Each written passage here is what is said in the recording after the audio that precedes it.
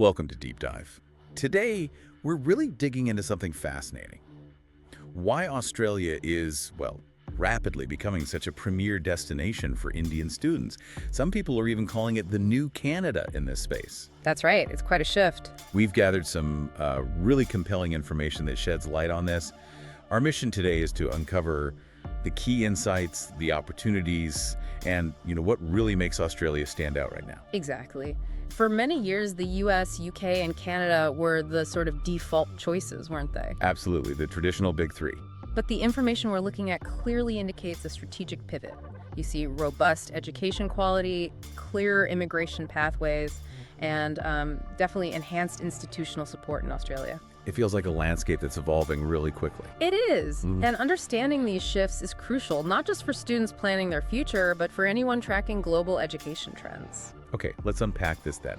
The data shows a significant shift, as you said. What's really driving this rise in popularity, specifically among Indian students? Well, what's fascinating here is just the sheer growth. We're talking over 100,000 Indian students enrolled in Australian universities in both 2023 and 2024. Wow, over 100,000 each year. Yes, that makes India the second largest source of international students for Australia. This isn't just, a small uptick, it's a surge, a really substantial one. And it seems Australia is actually getting ready for this demand. Like, they're not just reacting, they're actively planning for more. Precisely. That's a key point.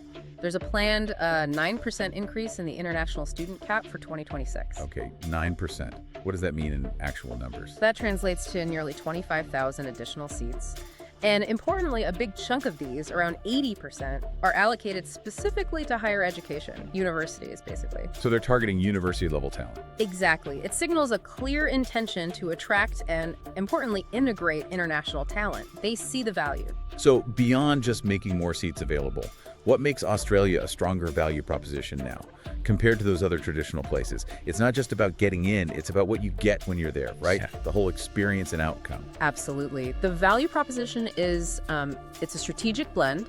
Firstly, academic excellence is definitely there. You've got 9 Australian universities in the QS Top 100 for 2025. 9 in the top 100 globally. That's strong. It reflects their global standing, definitely. Secondly, affordability. Now, it's not cheap, but compared to some others, tuition fees typically range between AUD 25,000 and 50,000 annually. Okay. And living costs, you're looking at about AUD 2,000, 2,500 per month, give or take. That's a noticeable difference compared to, say, the US or UK figures we often hear. It really is. In the US and UK, tuition alone can easily exceed AUD 75,000 per year in many top programs. Right. And while Canada might offer lower tuition in some cases, and that's been a big draw, Australia's evolving work permit and permanent residency pathways, well, they arguably provide a more attractive long-term career planning prospect right now. Okay, so it's that combination of quality, cost, and future prospects. Exactly, the whole package. This is where it gets really interesting, I think, for a lot of listeners. For many international students, the ability to work while studying and then the potential for a long-term future after graduation. That's a huge deal. What does Australia offer here? This touches on that holistic support idea. It's crucial. Students can work up to 24 hours per week during study terms. Which helps with those living costs we mentioned. Absolutely. And they can work unlimited hours during scheduled breaks. That's vital for managing finances and gaining experience. Then, post-study work visas are also very competitive. How competitive? Well, bachelor's and master's graduates can typically stay and work for up to 3 years.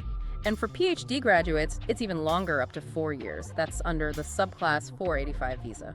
3 or 4 years. That's a good chunk of time to get established. It really is. It provides a genuine bridge from education to a career. And what about those looking beyond temporary work? Those hoping to make Australia their permanent home? Are there clear pathways for that? Is it a realistic goal? Yes, and this connects the bigger picture of Australia's needs. They have skilled migration programs aligned with what the country needs. So they're strategic about it. Very. Graduates in high-demand fields think IT, healthcare engineering can significantly boost their chances for permanent residency, especially if they work in regional areas. There are often incentives for that, and it's often linked to something called the Consolidated Sponsored Occupations List, or CSOL. The CSOL. What's that It's exactly? basically a list of skilled occupations that Australia has identified as being in need. If your degree and subsequent job are on that list, your path to permanent residency becomes much clearer. It's a targeted approach. Okay, so the pathways are there. But it's not just about the rules and the numbers, is it? Student welfare, feeling safe and supported, that's paramount when you're far from home. Absolutely crucial. And Australia seems to recognize this more formally now. From February 2025, they introduced the National Student Ombudsman. An ombudsman. For international students. Yes, it's an independent body specifically to protect their rights and welfare. It gives students a clear place to go if they run into problems. A safety net, really. That sounds like a positive step. It is. Add to that more transparent university grading linked to visa outcomes, trying to ensure quality and a high perception of safety. An agent survey in May 2024 found 81% rated Australia as safe. 81% is quite high. It is. All these things together aim to make the system smoother, safer, and just more supportive for students. Now, for a long time, Canada was really seen as the go-to, particularly for Indian students balancing quality, cost, and those post-study work options. How does Australia genuinely compare now? Let's break down the direct points. Right. This comparison is vital because things have shifted. Let's look at costs first. Canada's tuition range, generally speaking, is around CAD 15,000, 30,000 per year. Australia's, as we said, is AUD 25,000, 50,000. So on paper, Canada might still look cheaper for tuition. It often does. Living costs are slightly lower in Canada too, maybe AUD 1,500, 2,000 a month compared to Australia's 2,000, 2,500. But it's not a massive difference overall when you factor everything in. Okay, so costs are maybe closer than they first appear. All right.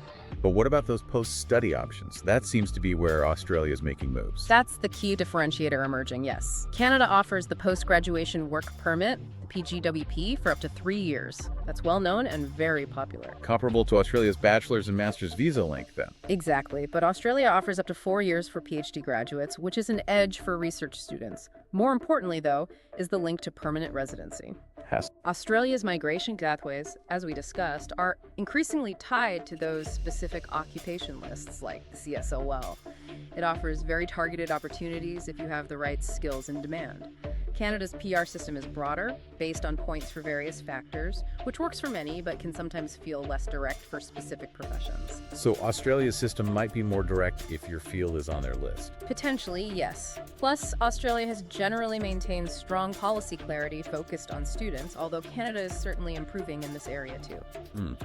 So it really boils down to maybe slightly higher initial costs in Australia, but potentially longer post-study work for PhDs and a more occupation-focused immigration pathway. That's a good way to put it. That focused alignment is making Australia a very powerful alternative, especially for students with clear career goals in those in-demand sectors. Okay, let's shift gears slightly.